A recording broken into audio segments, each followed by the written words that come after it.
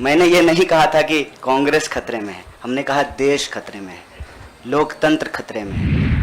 देखे 71 वर्ष की उम्र में प्रधानमंत्री के लिए सोहर गाया गया। नया बच्चा जब पैदा होता है ना तो पूर्वांचल में सोहर गाते हैं लोग। आप जब सुनती होंगी कि बलात्कार हो गया किसी महिला के साथ, आपका गुस्से से जो है ना पूरा शरीर कांप जाता होगा। देश खतरे में है, पार्टी नहीं बचाना है, देश बचाना है। और देश बचाने की मुहिम में जो पार्टी रहेगी वो पार्टी भी बचेगी। जो गोडसे को भगवान मानते हैं वो भाषण दे रहे हैं अमेरिका में जाकर के गांधी के ऊपर। हमारे गांव में एक गाना आता था, गांधी जी के भजन करे गांधी के हत्यारा।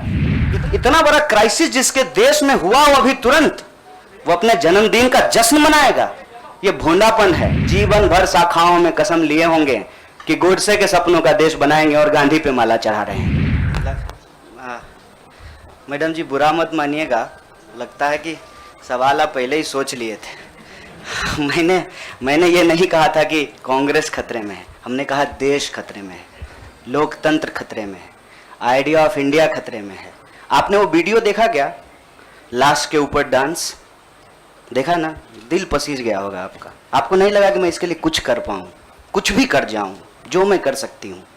आप जब सुनती होंगी कि बलात्कार हो गया किसी महिला के साथ, आपका गुस्से से जो है ना पूरा शरीर कांप जाता होगा। देश खतरे में है, पार्टियां तो बनती रहेंगी, पार्टियों की कोई कमी है क्या? हर शाम पार्टी होती है इस देश में। पार्टी नहीं बचाना है, देश बचाना है। और देश बचाने की मुहिम में जो पार्टी रहेगी वो पार्टी भी बचेगी। और मुझे इस बात को कहने में कोई दो राय नहीं है। मैंने जितना इतिहास पढ़ा है अभी तक का एनसीईआरटी में जो लिखा हुआ है, अब अगले बार 2024 में क्या लिखा जाएगा नहीं पता। उसमें तो यही है कि देश को आजादी जो है वो महात्मा गांधी ने, सुभाष चंद्र बोस ने, सरदार वल्लभ भाई पटेल ने, क्या भाई हार्दिक, इन लोगों ने ही दिलाया ना। यही लोग लड़े थे। जो माफी मांगे वो वीर हो गए। आप सोचिएगा इसको। जो गोडसे को भगवान मानते हैं वो भाषण दे रहे हैं अमेरिका में जाकर के गांधी के ऊपर। हमारे गांव में एक गाना आता था, गांधी जी के भजन करे गांधी के हत्यारा। कितना अजीब लगता होगा आपको। देखिएगा वो फोटो जो हमारे देश के प्रधानमंत्री गांधी पे माल्यार्पण करते हैं। जीवन भर शाखाओं में कसम लिए होंगे कि गोडसे के सपनों का देश बनाएंगे और गांधी पे माला चढ़ा रहे हैं। See, I am not here to save the party, please, I am respecting you as a citizen, you can respect my right. देश खतरे में है। और ये सिर्फ मैं नहीं कह रहा हूं, ये मुझे लगता है आप भी सोचते होंगे। समझ रहे हैं, अंग्रेजी का वो फ्रेज है dancing on dead, dead body पे कोई नाच रहा है। उस दिन खाना तो नहीं खाया गया। आप सोच के देखिए, आप इस पे विचार करके देखिए। मेरे गांव में अगर किसी की मौत हो जाए तो पूरे गांव में खाना नहीं बनेगा। हजारों लोग मर गए।